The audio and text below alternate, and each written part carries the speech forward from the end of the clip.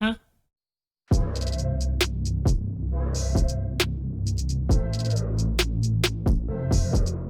If you've ever wanted to stream or record from your PS4 while having audio from your PC, as well as the benefits of party audio and surround sound, this video is for you. Welcome to Knights of Grace Gaming. I'm Dan Arashi, and I'm going to show you how to do this setup. This setup will include an Elgato capture device, an Astro Mixamp Pro 2019 edition, a jtech digital extractor, and an Mpow ground loop isolator. In your PlayStation 4 menu, go to the settings, then down to system. Here, uncheck enable HDCP.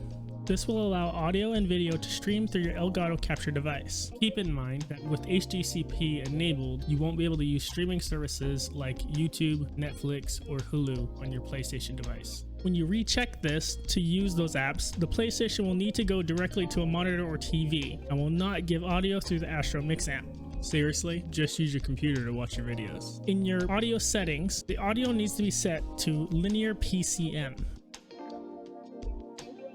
Connect your PS4 to your Elgato capture device using an HDMI cable. Put the HDMI into the port marked in on the Elgato device.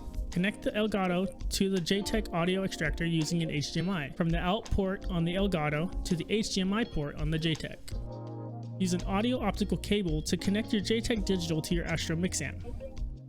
Switch the jtech to the 5.1 channel audio. Connect your jtech digital to a monitor or TV using an HDMI from the HDMI out port. Power the jtech digital using the adapter that's included. Power the Astro Mixamp using the USB that is included. Power the Elgato device that you are using with the appropriate power source that came with it. Mine is using USB-C to USB 3.0.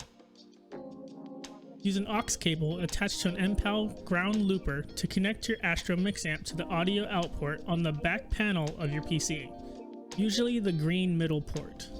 When you plug the aux cable in, your PC will ask what kind of device. Press headphones and press OK. Plug your Elgato device into a 3.0 port on your computer and your Astro Mixamp into a 2.0 or 3.0 port at this point. On Windows 10, right-click the sound icon. Left-click Open Sound Settings. Scroll down to Related Settings and left-click Sound Control Panel. Left-click Recording and disable the Digital Audio Interface, or it may be labeled Game Capture. For programs, you're going to need to go to elgato.com and select Downloads. Under the Select Your Product, select the Elgato capture device appropriate for you. This setup will focus on the HD60S Plus software.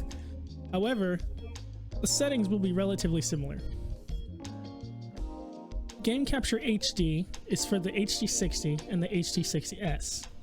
4K Capture Utility is for the HD60S Plus. Download it for the operating system you're using. This setup is using Windows 10 on a PC. You can use a Mac if you want, but I recommend using a PC using Windows 10 for this setup.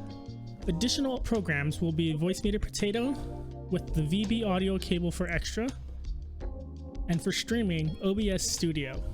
I'm not including the full setup for those in this video, but I will leave a link below to a video that I like that I use to set up my system. Open the 4K Capture Utility program. In the top right, click the gear for settings. In the device tab, select audio input and select analog audio, not the HDMI audio. Press OK and close the program. Recording programs like OBS Studio, Streamlabs OBS, Twitch Studio, and etc. will not pull in the audio or video for the capture card if the capture program is open. Open OBS Studio, and under the sources, press the plus and add an audio input capture for the device. You should see it in parentheses. It should say Astro Mixamp Pro Game. Possibly says line with a number.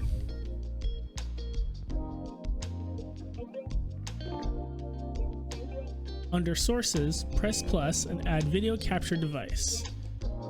Create a new one and select the Game Capture Device.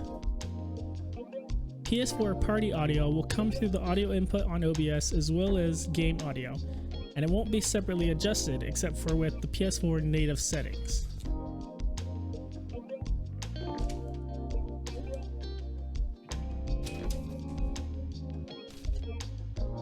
Now here are some side notes. With this setup, the Mixamp can have the PS4 and the PC audio into one pair of headphones. Switch the amount you want with the dial on the right, and for the volume with the dial on the left.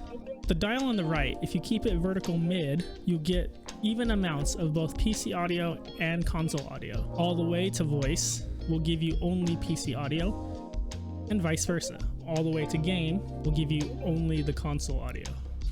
I usually leave the left dial on the default upwards mid position and use other apps like VoiceMeeter for audio adjustment levels. Every PS4 comes with a small lapel earbud/mic combo with a muter switch. If you don't have one, or you lost yours or got rid of it, you can go and get one from GameStop or order one online. The mic into the controller for chat to game or party. Clip it onto your shirt and let the earbud hang down, or just tuck it into your shirt. You'll use the mic here to chat with your party, and the headphones attached to the Mixamp to hear your party. When you plug it in, make sure that the input device is the headset connected to controller, and the output is selected to TV or AV amplifier. That way, your audio will go through to your Mixamp. Make sure to uncheck switch output device automatically. That way, whenever you unplug or plug the controller back in, or the mic back into the controller, it won't switch. So I'm sure you have a lot of questions. One of the questions I got was, what happens if I use a laptop? How do I set this up? The laptop should be fine as long as it has an audio out port and capabilities for the USB 3.0. The Elgato is gonna need that power and that speed from the data transfer that comes with the 3.0. If you use a 2.0, you're gonna get a common issue. In the old video, I had it on a 2.0 and it was freezing and lagging a lot. And I found that it was because the Elgato did not have enough power. So put it on a 3.0 port. And if you're using a lot of peripherals, make sure that your power supply can support all of the peripherals you're using, like Elgato key lights, the Stream Deck, anything. If that power supply cannot support all of that, including your graphics card and your processing power, you're gonna have to get a bigger one. Mine's kind of hefty, it's 800 watt.